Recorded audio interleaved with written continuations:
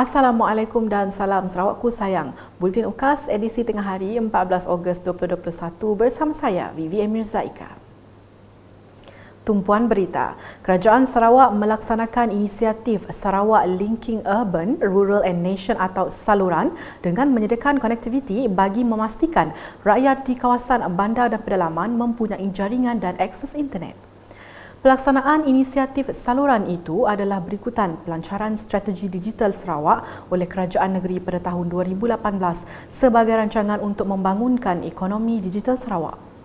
Pelan tindakan yang komprehensif telah dirangka untuk memperluaskan teknologi digital ke semua sektor ekonomi. Sebagai negeri yang masih baru dalam dunia digital, Kerajaan Sarawak menyedari wujudnya jurang telekomunikasi dan digital di kebanyakan kawasan dan masyarakat di negeri ini.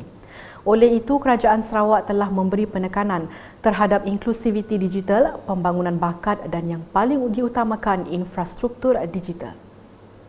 Dalam pada itu, objektif utama saluran adalah untuk memperluaskan capaian 4G dengan menaik taraf infrastruktur sedia ada dan infrastruktur baharu ke semua kawasan berpenduduk di seluruh Sarawak.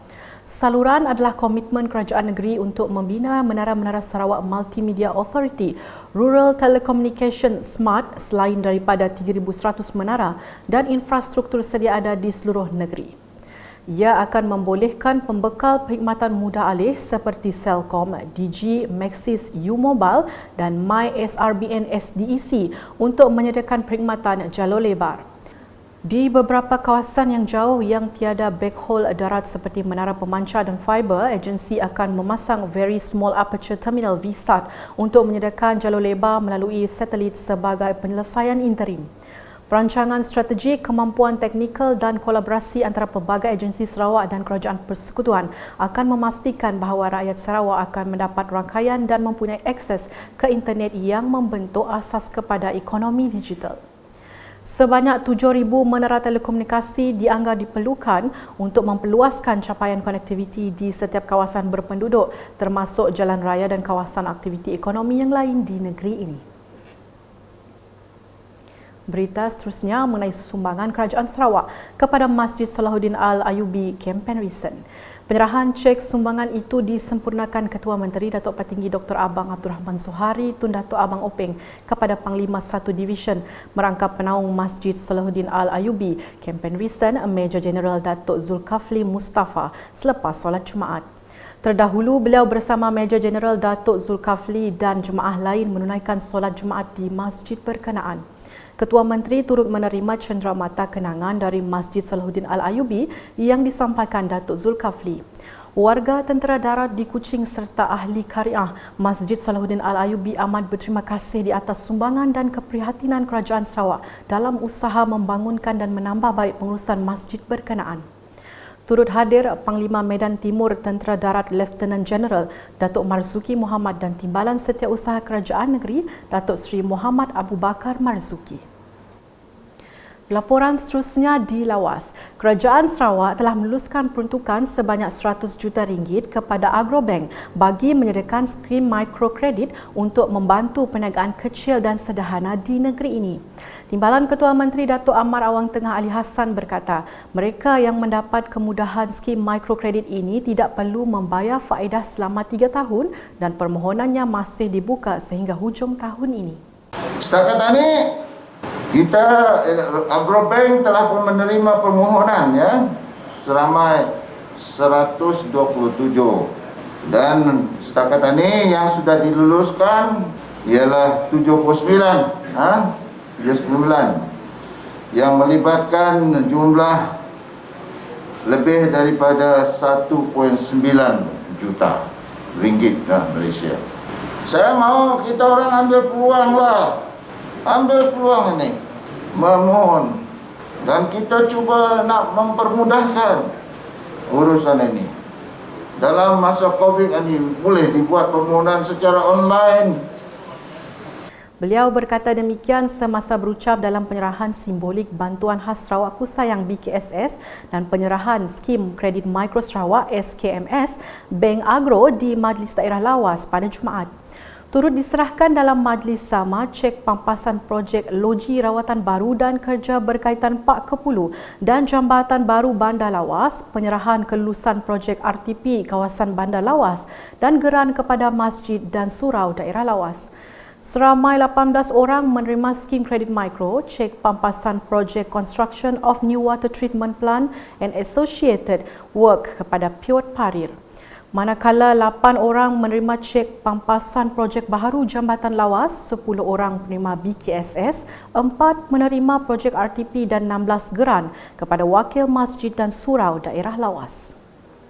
Sementara itu, mengulas mengenai proses vaksinasi di Lawas, Datuk Amar Awang Tengah yang juga Adun Bukit Sari mahu masyarakat di daerah itu yang layak menerima vaksin untuk segera mendapatkannya bagi membolehkan imuniti kelompok dicapai pada hujung bulan ini. Di Lawasan yang layak untuk di vaccination lebih daripada 33,000 dan kita dapati yang kita berada di Lawas dalam 2000 lebih kan, dalam 2000 lebih. Dan setakat ini kami kira-kira 800 berapa 16 yang berada di Lawas, hampir setiap kampung ada yang layak untuk di vaccination. Tapi kita mendapatkan vaccination.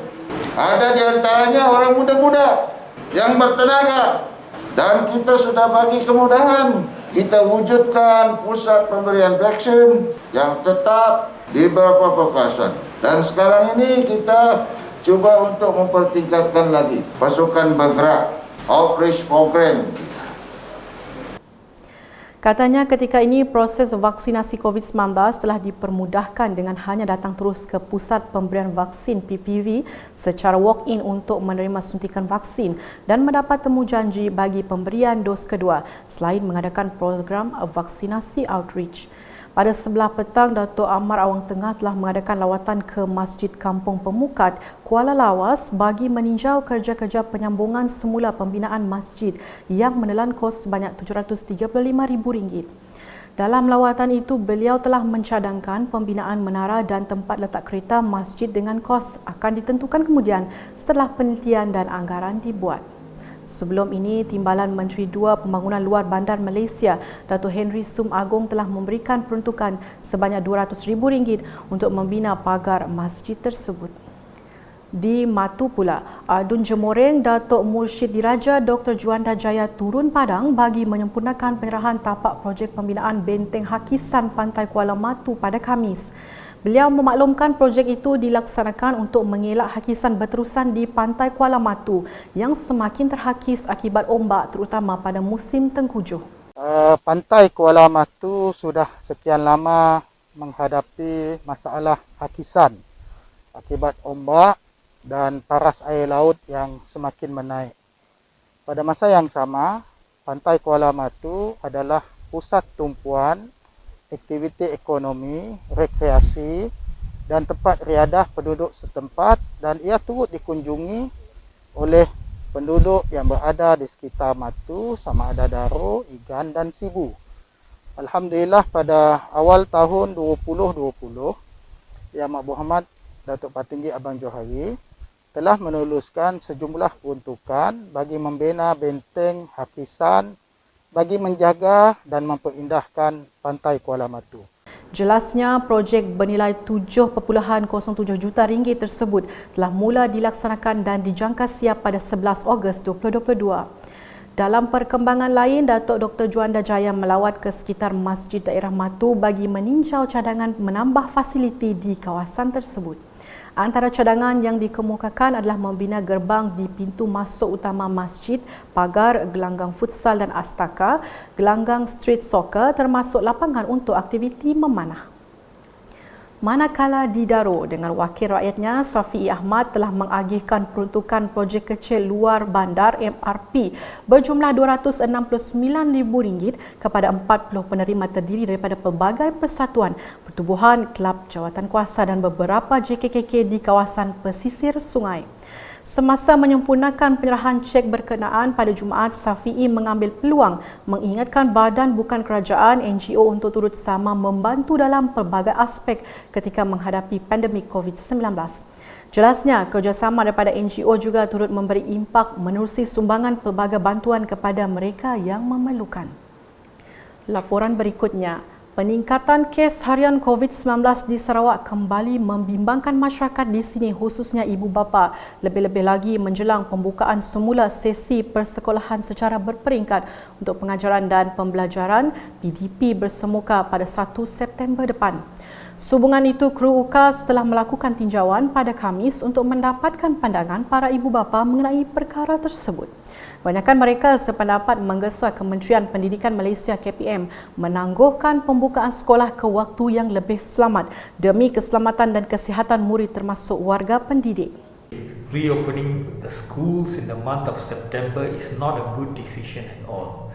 Being a parent, I am very concerned with my children and with the current situation of the COVID. If and when we achieve herd immunity, then you can actually consider.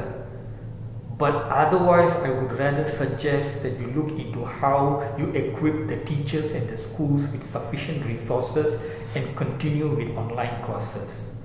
But it's a no-no for starting schools or reopening schools in September. That's a bad decision. Aku tidak setuju sekolah dekat berbuka secara berperingkat bersemuka kena 1 September 2021 tu ialah ketegal kes COVID-19 serta kes Delta varian yang majak niki berkucing kemaya retuk lalu bala anak bedau diberi vaksin.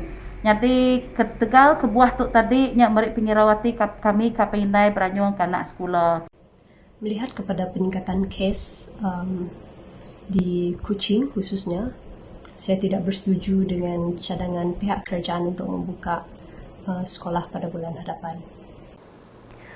Beralih ke laporan harian COVID-19, Sarawak merekodkan sebanyak 715 kes positif baharu COVID-19 pada Jumaat, menjadikan jumlah kumulatif meningkat kepada 85,318 kes.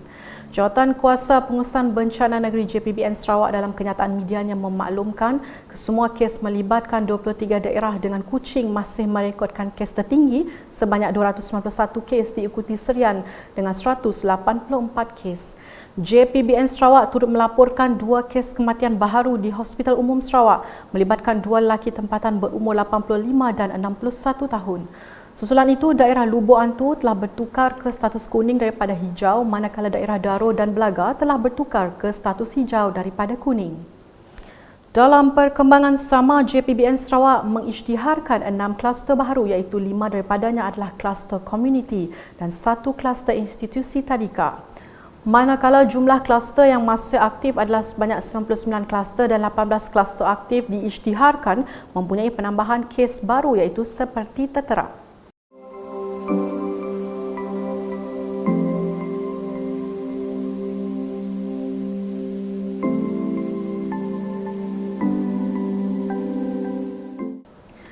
Tambah kenyataan tersebut, 3 kluster telah diisytiharkan tamat iaitu kluster Nangas Sejugam Julau, kluster Jalan Haji Taha Kuching dan kluster Sungai Pelepak Meradung. JPBN Sarawak turut memutuskan pengisytiharan Perintah Kawalan Pergerakan diperketatkan PKPD, berlanjutan dan penamatan PKPD seperti yang tertera.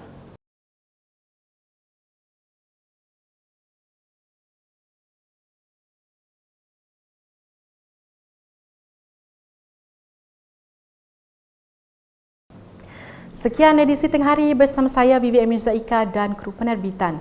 Berita lebih lanjut boleh didapati di semua platform media sosial UKAS termasuk portal ukas.sarawak.gov.my dan pastikan anda subscribe UKAS channel di YouTube.